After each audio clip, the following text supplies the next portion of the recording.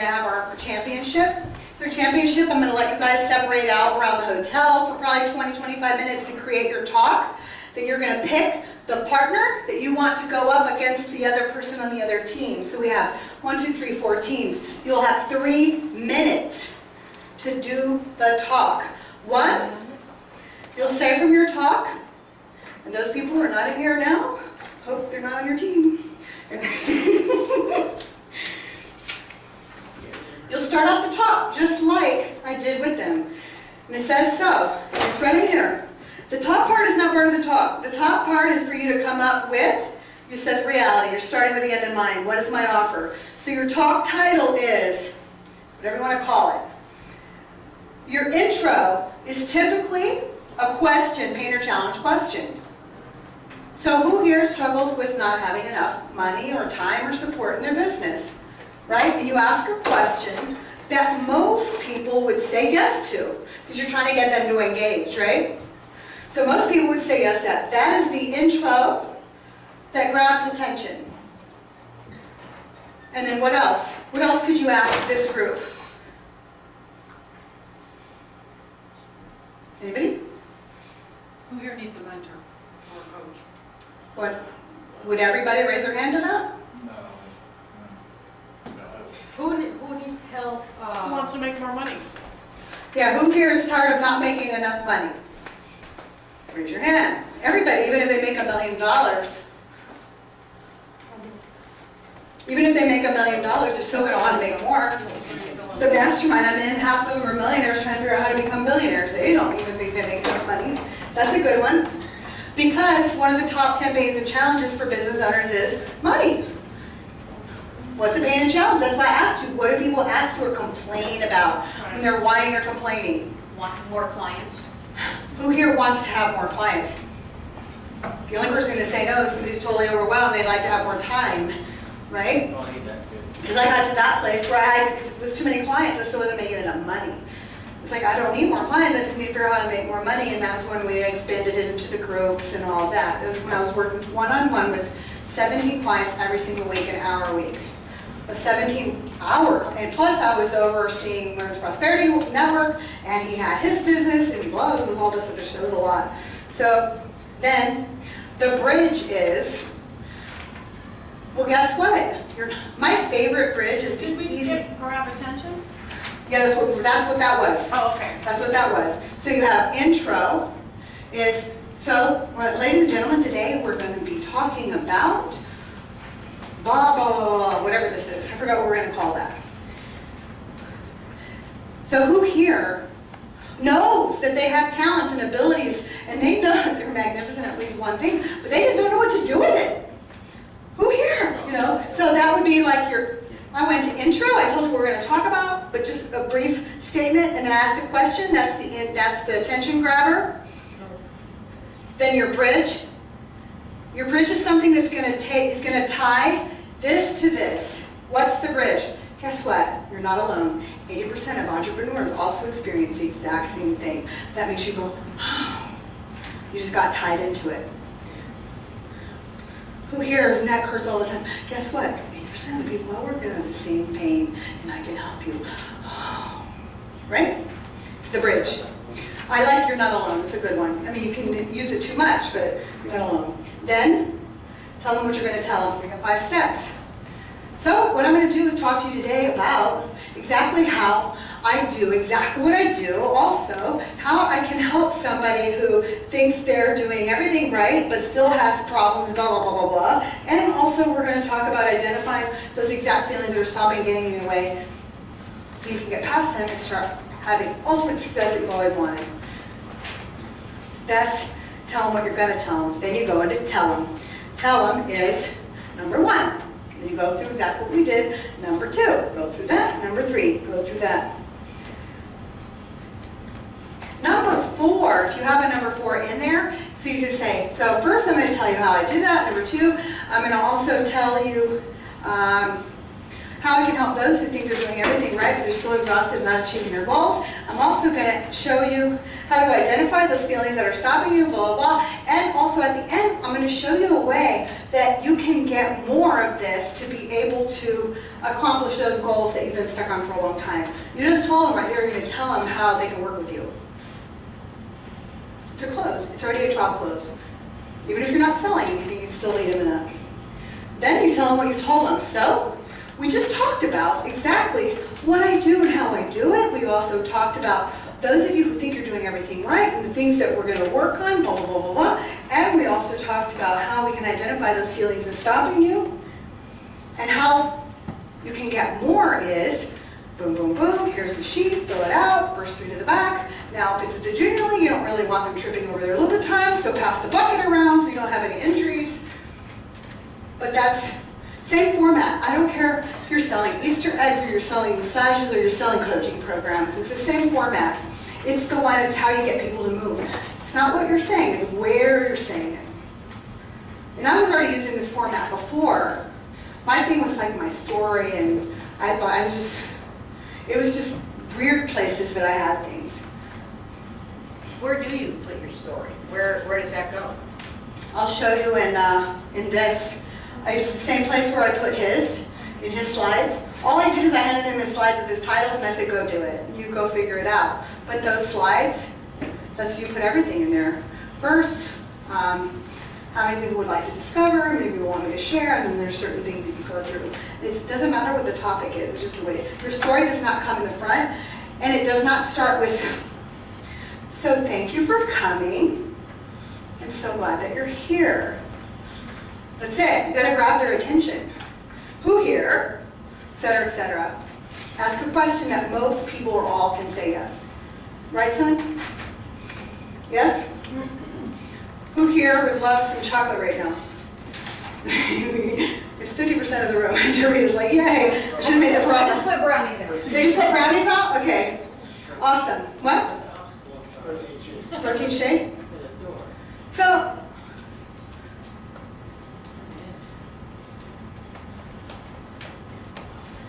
this is not moving. Okay, so, Why are you touching?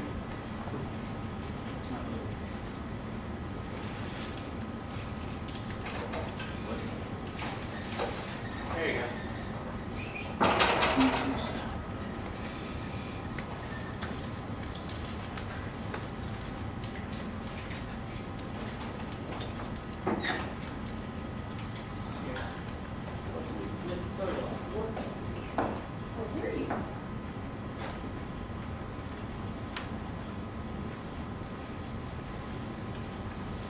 okay. Awesome. You guys ready? Mary, we missed you. Okay. So, we're going to talk about the 6 steps to passion to profits. And this is something that I've been able to put together over the years, and where do you want to come? Oh, he took your place. You can sit over there if you want. Yeah, good. You're good? Okay, you want any chocolate? Yeah. So, the first thing I ask, who here wants to be able to monetize their passion, their gift? You want to be able to make money with it, whatever it is that you're doing, right? Something that you're good at. Also, who wants to work hard? Who wants to work smarter but not harder? That's all of us. I know that's for sure for me. And then, so I'm excited about doing this. This is something I've never done before. This is something that they were able to help me create, this program, because they took everything that I've been doing and they put it into a systematic program. It's all the systematic things that I was doing, but I wasn't able to verbalize. It's just stuff that comes out of your mouth every day. You know what it is. It's what you're doing every single day. I have 3 rules. The first rule is that you have to have fun. Who's been having fun today? Everybody? Who has gotten something really good out of this today? This is an interactive training, so I want everybody to participate, just like we did in the morning. So it was the first person who raised their hand last time. You've got everything. She's one of them. She's one. Who does not have a USB yet? All right. There's always a brown nose. Here you go. You can be like the circus. You can trade in 3 for the big buddy. Right? You can trade in 3 for that.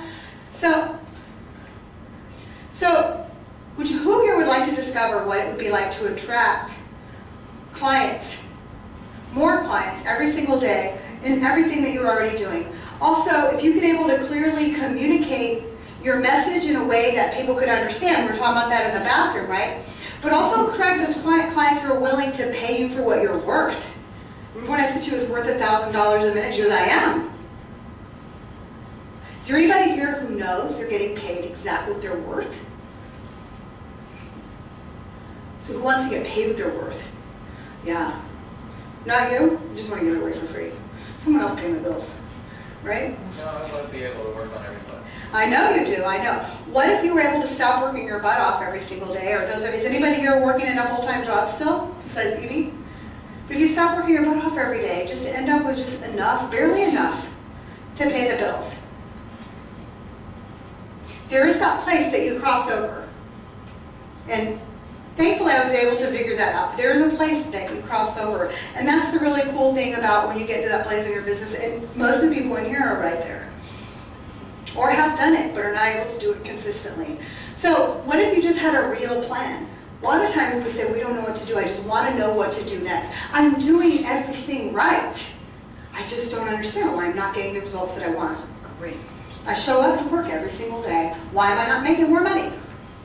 I have 500 million Twitter subscribers. He does. I was like, I'm gonna be his friend, right?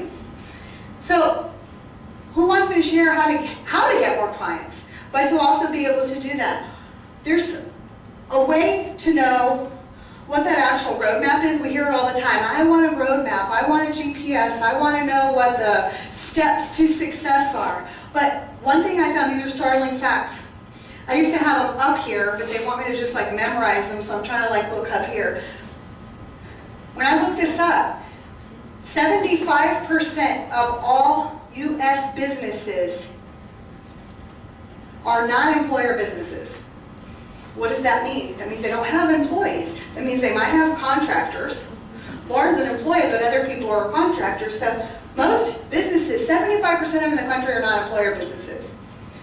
Of those 75%, 80% of them are reporting less than $50,000 in receipts. That's this country. So all the big business and the money that's coming in is coming from that top 25% of businesses, the Best Buys and the this and the that. Not us, not the ones that are here working our asses off every day. So who wants to be in the top 20%? Top 25, not the other part, less than $50,000. I can't live off that. I don't know about anybody else. I mean, even if, I don't need a whole lot, but still. So what you're about to discover, and there's a way to be able to do that. There's 6 key strategies, and the profit, that's where I came up with a PROFIT, and I'm going to explain that to you. But it's the easiest and the simplest way to really overcome those obstacles, because I incorporated like systems that go in that. It also puts that ideal day and that systems designed into your program, so you know exactly what to do first, what to do second, what to do third. If you take the weekly success planner and the daily success planner and put them together, and I had to put these systems in place because of my brain, but the top 3 things that create those rapid results, which includes implementation to get the results that you want. So what I can promise to you, that when I get done with this, I'm going to be able to show you how to feel 100% certain that you're doing the right thing. Because that's where I heard from her over and over again. But who feels like that every day? I know that I don't necessarily do all the right things every single day. But if you're that person who thinks you are doing the right thing, don't you want to know what the answer is? So if you can learn that. So we can show you there's one way that you'll know if you can do that. So there's a problem. The problem with most business owners, and that I see every day, day in, day out, that you see, and you struggle with it, and so do I. We struggle with the same things. If we don't know where to start, we don't know what to do next, we're not getting enough sleep, they're in fear. She deals with that all the time. Business owners are in fear. They also get involved with everything that's involved in their business. They're not working 40 hours or 60 or 80. They're not sleeping. 50 hours a day. 50 hours a day? Yeah. 24.2. It's not that they're not sleeping. They're not sleeping at night. So what is passion to profits? Well, Passionate Profits is this business lifestyle that finally I was able to put together so I can do this with my family, right? So I can be with the people that I love, so I can be with you guys all at the same time. Because that's the hardest thing about being a business owner is having to choose. That was my struggle when he was growing up and I was in corporate. I had to choose if I was going to go to work or I was going to be with him. Who's had to settle in their life? You've had to choose between what you love and what you felt like you had to do. You can also add massive value through your gifts to other people's lives. And how do you contribute with that? Through Passionate Profits. Being able to use your passion to make money. You add more value to people's lives and you're putting money back in your pocket. But you and I know, there's nobody in this room that's motivated by money. Except Dan. The only thing he's passionate about is his boat, his dog, and his beer. If you could make money with your boat, your dog, and your beer, would you start a business? Sure would. You hire someone else to do it, right? But what's even better about it is, huh? What? It's a 3-hour tour. So. It's a 3-hour tour. Yeah. But if you can have all the tools necessary to do that, you can also have a ton of fun. We have a lot of fun. Don't we have fun in our program? Oh, yeah. And then whenever it gets out of hand, I threaten him, I'm going to go make you do MailChimp. He's like, okay, I'm going to behave now. So, but why? Why do I have this system that I've been able to create? One, so you can stop settling.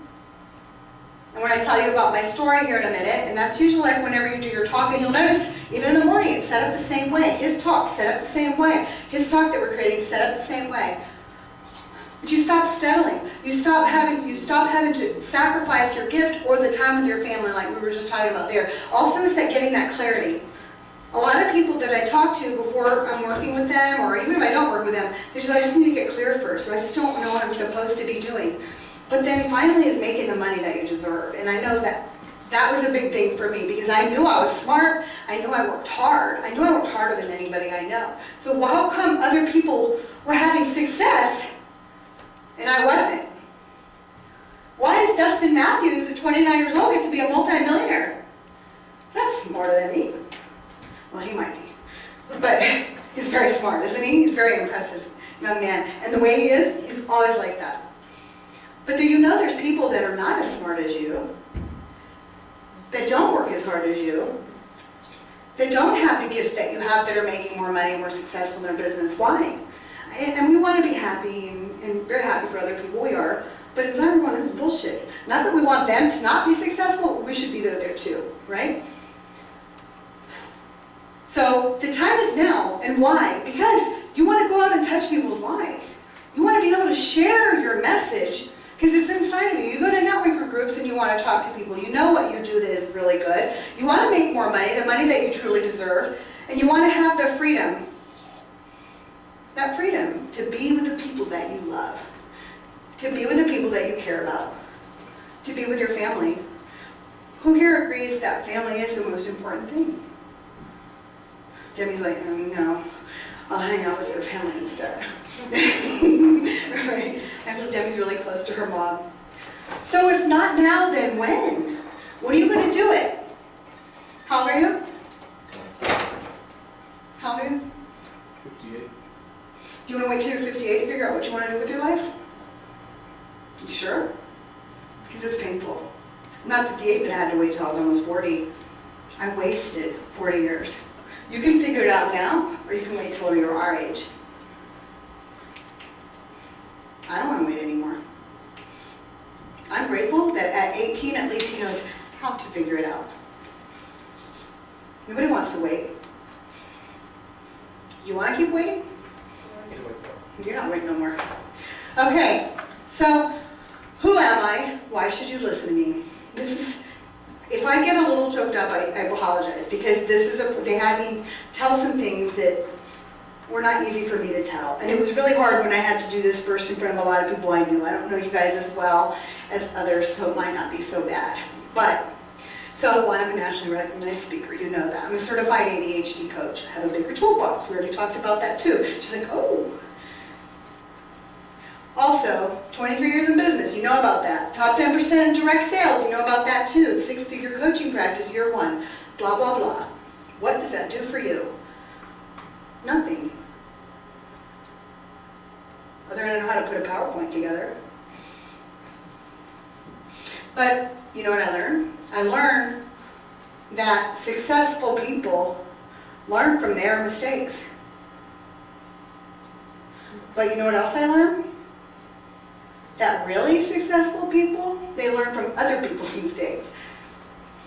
So who here wants to learn from other people's mistakes, right? Would it be okay with you if I shared some of my mistakes so that you don't have to go through it? Or if you already have, maybe it can stop you where you're at. Because I was one of those kids that my mom, when I was little, she'd come and pick me up at school, and she would say, hold my finger, and walk across the street, and I'd hold her finger until I got to like 4. And then I said, I will hold my own finger. And I walked across the street like that. And she says, I've been like that ever since. But because of that, I've gone through a lot of pain that was not necessary. What's wrong? Mm. So, is that, yeah. I think it was 2 or 3 there. I still kind of look the same, but with less eyeliner. So my name is Shelley. I grew up in Texas. I was born in Alabama. I'm the oldest child of 3. I was raised by entrepreneurs. My dad was the voice of James Earl Jones on CNN, before James Earl Jones on CNN, and he bought and sold radio stations. My mom had her own business. My parents had businesses. I was an afterthought. But I figured out if I learned how to sell things, that they gave me attention. So when I was 4, I ended up getting in sales over and over again. When I was 4 years old, my mom came home and I had money in my pocket. And she said, Shelley, where'd you get that money? I said, I've been selling things. She said she ran to the kitchen to look to see if the appliances were still there, the small ones like the toaster and the blender, and they were. And she came back and she said, what were you selling? And I said, things. What she found out is that I had gone out to the street and picked up rocks and brought them in, washed them, painted them with fingernail polish, and then I went door to door and sold them as pet rocks. And I've been selling everything. As a Girl Scout, I was the #1 cookie salesman just because it got the attention that I wanted. So I wasn't getting the attention from my parents. If the only way that you could get attention was to sell, you would know how to sell, right? But the rest of us got attention different ways. That was the only thing I know how to do. So I know how to sell. I didn't sell things that I didn't believe in. And I believe in the rocks. I took care of them. I created them. They were important. But if you can imagine a little girl doing that in the dirt, we lived on a dirt road at the time. So, but by the time, now here's my life, you know, a Girl Scouts and this and all that, just selling things, my parents working all the time. By the time I was in high school, I was 14, just going into high school, my parents got divorced. They went through a very brutal divorce. So brutal that I had to get on the stand and testify against my mother because she was extremely abusive to me. And we still don't talk in the last 2 years because after everything that my son did with himself, she sat there in front of me 18 months ago and told me I was a worthless mom and I shouldn't let him drive. So I got up and walked out. I got on a plane and I came back and I haven't talked to her since. Because all I ever wanted to do was be a good mom, one that gave my son attention whether he sold anything or not. I didn't want him to have to perform. Because I did that, he never performed. And then he wanted to write a book one day. I'm like, well, you don't have to do that, I still love you. But I had to testify against my mom. She lost everything. My dad, back in the 80s, got custody of all the children in the house. My fault. She's kind of mad at me. But I'm 46 now, and not 14. I went off to college. I graduated early so I could get the hell out of there. My dad was dating and partying and all that stuff. I went off to college, and in the first semester, I was smart. I got accepted to Princeton, but I couldn't get in. I didn't have the money. At that time, we didn't have all the consolidated loans. So I went off to college, Louisiana Tech at the time, and flunked out the first semester. So I was having fun. I was 17. I was smart. I got skipped in 3rd grade, too. Like, I finished 2 years in 1.5 years. So now what? I didn't have any money. I flunked out of school. God knows I didn't want to go home to my dad. He was always just parties, a single guy. So I joined the Army. They were going to give me money. Nothing was going on. I was going to get money for school. I joined the Army. I was in the Army less than a year. I went to the 82nd Airborne. It was fun. We were going to jump out of planes, right? And we went to war. They told me a woman will never go to war. Nothing was going on when I got involved. I went to Panama for just cause. Then I come back. I went to Saudi Arabia for Desert Storm. I've had Scud missiles fly over my head. I've been knocked out of a cot onto a dirt floor from bombs that were dropped. I've watched somebody get their leg blown off and I've stayed there and had to tie a turn and get around it. When I hear loud noises, as a matter of fact, the cleaning guy in the room earlier, I was walking out and the door was open, I was looking in, he knocked right there and I went like that. I said, dude, you have no idea what you almost did. It was what? I said, my boyfriend's been stabbed with a pen like that. I mean, then, like, he came up behind me and scared me out like that with a pen sticking out of his arm. I had no idea what was going to happen. But, so after those two things happened, I go through the Army. Now, if you can imagine somebody who's smart, creative, high energy, driven, but no focus, certainly didn't grow up with structure in the neighborhood or the family. My dad's idea of dinner was throwing everything in the middle of the table and saying, kids, come and get it. He did the best he could. The Army brought a lot of structure to me. It also helped me appreciate things that I didn't appreciate, like running water and Taco Bell, and the value of a life. Seriously, right? So, and the value of a life. So I meet Caleb's dad when I get back. I was an Army sergeant, and he was a hot private. Just had to tell you that. And we got married. And we had, I'm not going to tell the whole story because you're in the room, but we had a rough marriage. He was not a good husband, he was a great dad, okay? And he struggled with alcoholism. But then I had this baby. Like, remember I told you this morning that he was on loan to me from heaven? He really is. He's such the sweetest, kindest person that I know. He cares about people so much, he would never hurt anyone. So what did I do? Somebody who had been accepted to Princeton and didn't go. Somebody who went to college and flunked out. Somebody who went in the Army, now is in the Army, ends up falling off the back of the truck after going through 2 wars, messes up 4 vertebrae in their neck, 2 herniated discs in their lower back, gets kicked out of the Army at 40% disabled because they're in so much pain, has a baby and is married to an alcoholic. Now what? What the hell do I do now? I gained weight. I went all the way. Over the next 10 years, I gained up 100 pounds. I played it safe. I got involved in property management. Who has played it safe in their life because they have a child or they have something in their life that they have to have that stable thing going on in their life? We just play it safe because he depended on getting fed. I even had a job offer with American Express Financial at one time, and I was like, couldn't do it. It was too risky because I wanted to have, I got a free apartment, $800 a month. And I kept doing that because of the instability with his dad and all that other stuff. But the things that I learned in the Army, the focus, the structure, it helped me appreciate things that I would have never appreciated before. All the sales experience that I had, I got involved in Mary Kay at the time. I became a DIQ in less than 4 months. I quit. Got hard. That became a pattern. Every time I did something, I did it very well, really quickly. I could get anything I wanted, but I couldn't keep it. Who experiences that? You're really good at getting what you want. I got him. Had a hard time keeping him. Have videos now. No, I'm just kidding. I've been able to get everything I wanted because I was smart, I was driven, but keeping it was really hard. It was a big struggle. Every Monday I want to quit. We all do.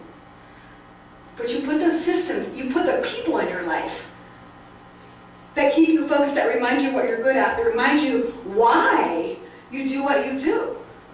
You know who they are.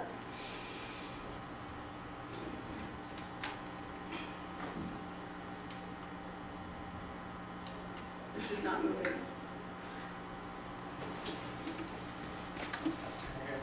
So I can't get that to move.